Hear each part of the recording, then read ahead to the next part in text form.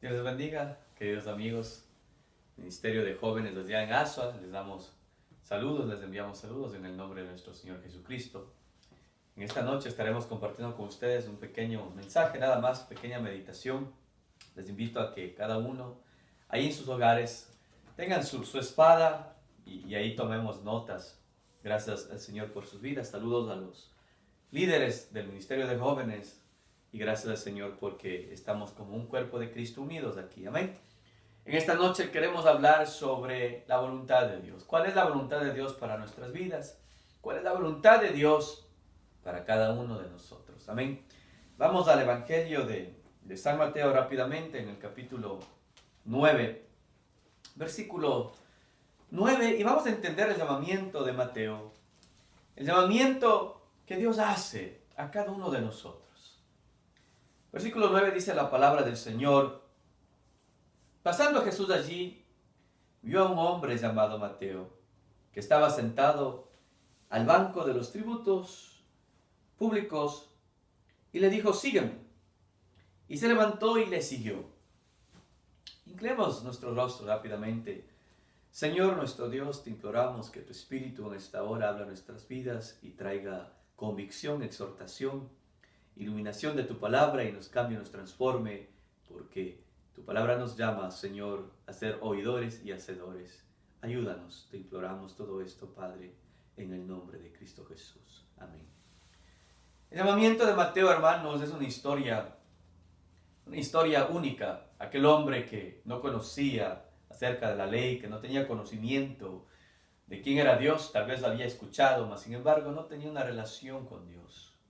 En el tiempo del Señor Jesucristo, dice la historia que estaba Jesucristo caminando o andando, y de pronto vio a este hombre, Mateo, y simplemente le dijo: sígueme, y Mateo le siguió. El llamado de Dios, hermanos, a nuestras vidas es un llamado especial y único. Pablo lo dice en el libro de Filipenses, en el capítulo 4, el valor incomparable de servir a Él, de servir a Jesús. No hay valor que pueda determinar el servir a Jesucristo. No hay nada que pueda compararse con servir a Jesucristo. No lo hay. Él es único y debe ser todo en nuestras vidas. Uno de los grandes mártires de la iglesia cristiana era discípulo de Juan el apóstol. El nombre de este discípulo era Policarpio. Policarpio, un hombre ya de edad avanzada y un hombre que simplemente anhelaba ser fiel a Dios, ser fiel a su Señor. Y cuenta la historia que aquel hombre se encontraba en esa época de persecución, donde perseguían a los cristianos. Si ustedes recuerdan, aquellos hombres y mujeres y niños eran sometidos a castigos tremendos. Se encontraban en coliseos donde soltaban los leones para que les comieran, por el único motivo que eran cristianos, que creían o habían puesto su confianza en Jesucristo. También que aquellos hombres o mujeres morían como en la cruz Jesucristo murió.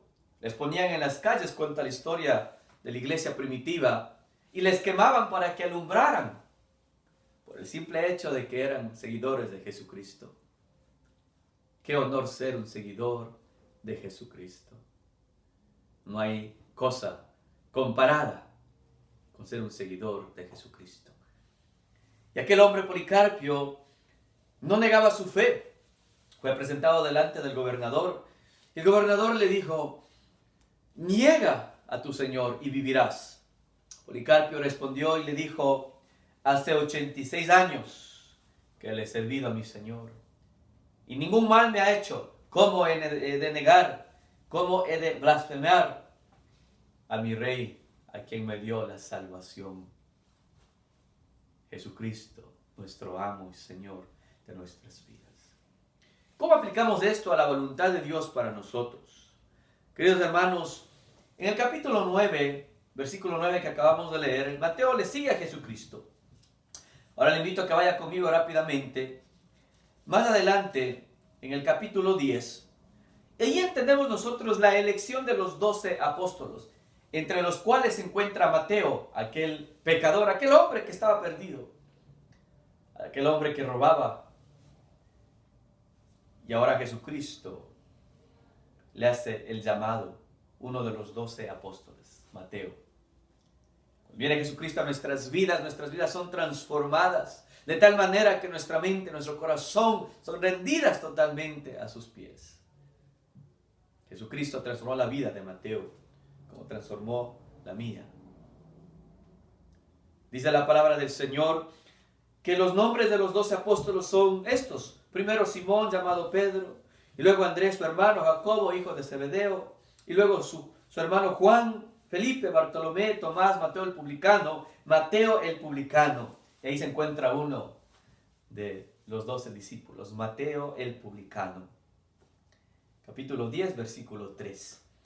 Entendemos pues que la voluntad de Dios para nuestras vidas es hacer caso al llamado de Dios.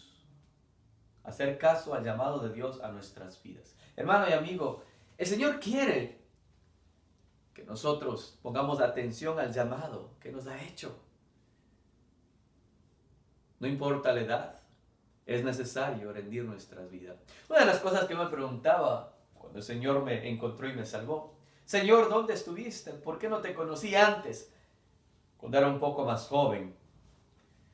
Y yo creo que de la misma manera, tal vez muchos de ustedes se han preguntado: Señor, ¿dónde estuviste o dónde estabas? Bueno, Él estaba tocando la puerta de nuestro corazón.